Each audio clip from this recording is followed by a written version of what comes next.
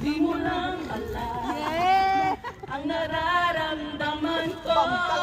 Pag ikaw ay nakikita ako ay lalamig na sa kaba. At pag di mo napigilan ako ay nalulunod na sa saya. Di ko na mapipigilan ang kaligayahan na ating nanararamdaman. Translate. Tapos mo definition para translate. Kanya translate me. Sarili na isipin ka.